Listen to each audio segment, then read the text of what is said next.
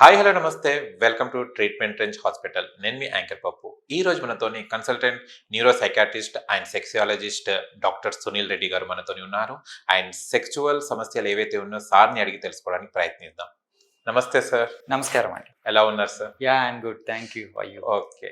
చాలా వరకు మగవాళ్ళలో సెక్స్ సమస్యలు అంటే ఏమేమి ఉంటాయి సార్? అసలు సమస్య సెక్స్‌లో అనేది ఎన్ని సమస్యలు ఉంటాయి అబ్బాయిలలో? ఓకే. సో, ఈ మధ్య అంటే ఈ మోడర్న్ యుగంలో పురుషులకి అంగస్తంభన లోపాలు అనేటివి ఎక్కువొస్తున్నాయండి.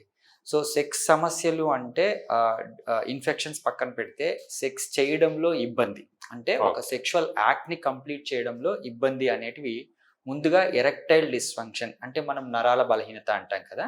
నరాల బలహీనత కావచ్చు.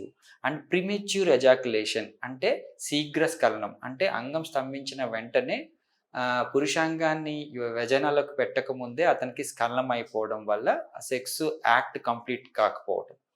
అండ్ నెక్స్ట్‌ది పర్ఫార్మెన్స్ యాంగ్జైటీ. పర్ఫార్మెన్స్ యాంగ్జైటీ అంటే ఏంటంటే అంగస్తంభన వీళ్ళు విడిగా ఉన్నప్పుడు కానీ సెక్షువల్ స్టిమ్యులేషన్ ఇచ్చినప్పుడు కానీ అంగస్తంభన అవుతుంది.